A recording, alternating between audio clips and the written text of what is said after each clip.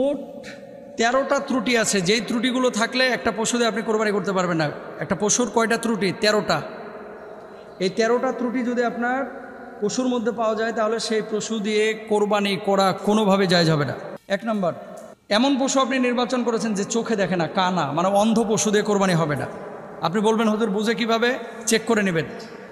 খাবার দূরে ধরবেন, যদি দেখেন খাবারটা দূরে দেখেই গরুটা হামলে পড়তেছে খাবারটাকে গ্রহণ করার জন্য, এই পশু দিয়ে কোরবানি করা যাবে। আর যদি দেখেন ওই ক্যামেরার মতো সামনে আপনি কাঁঠালের পাতা নিছেন, ওর কোনো ফিলিংস নাই, জানবেন কানা, অন্ধ, দেখতে তো ডাগর চোখা, আসলে চোখে দেখে না, এটা দিয়ে কোরবানি করা যাবে না, ঠিক না? ২ নম্বর, শ্রবণ শক্তি না থাকা। গরু তো কথা বলতে পারে না, এটা আল্লাহ তাআলা তাকে দেয় নাই, কিন্তু আপনি যখন ওই ডাক দিচ্ছেন, পশুরা কিন্তু ইশারা করলে অথবা ডাক দিলে তখন কিন্তু তাকায়, কোনো সাড়া শব্দ নাই, মানে বয়রা, এরকম কোনো পশু দিয়ে কোরবানি করা যাবে না। ৩ নম্বর, অত্যন্ত দুর্বল এবং জীর্ণ শীর্ণ কিছু পশু ২০ কদম হাইটা যাইতে পারে না, এরা ধাক্কা ধুক্কা রংপুর থেকে টাইনে নিয়ে এসে ভাই টাকে করে, এটা চলতেও পারে না, উঠতে পারে না, নড়তে পারে না, কোনো মতে নিয়ে এসে ঢাকার ক্রেতার কাছে খালি ধরা দিতে পারলেই হয়েছে। এরকম জীর্ণ শীর্ণ কোনো পশু দিয়ে কোরবানি করা যাবে না।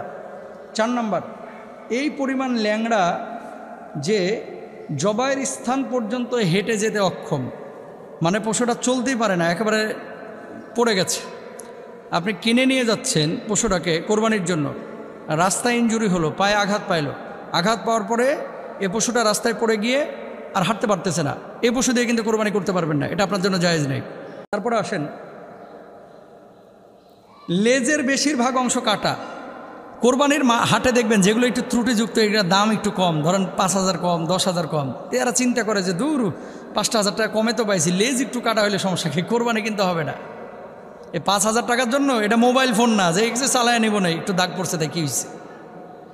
গরুটা কোরবানির এটা মোবাইল ফোন না যে একটু দাগ পড়ছে কী হয়েছে, চালায় নিব না, এটা চালায় নেওয়ার জিনিস না, যেভাবে হাদিসে আছে সেভাবে মানতে হবে।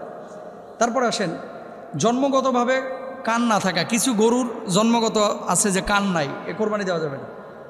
তারপরে ৭ নম্বর, কানের বেশিরভাগ কাটা, কোরবানি দেওয়া যাবে না। গোড়াসহ শিং উপড়ে যাওয়া, শিং উপড়ে গেছে, কোরবানি দেওয়া যাবে না। পাগল হওয়ার কারণে ঘাস পানি ঠিকমতো না খাওয়া, কোরবানি দেওয়া যাবে না।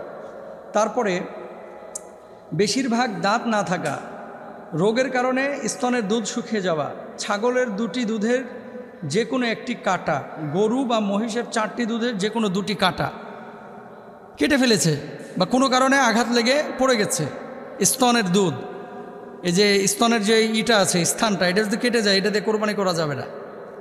কিন্তু আমরা এই জিনিসগুলো না দেখে শুধু দেখি কি যাওয়ার পরে গরুটার গোশত আছে কিনা, নিজ খেয়াল করার টাইম নাই, পেটে বাচ্চা আছে কিনা, এগুলো অনেকে খেয়াল করে না।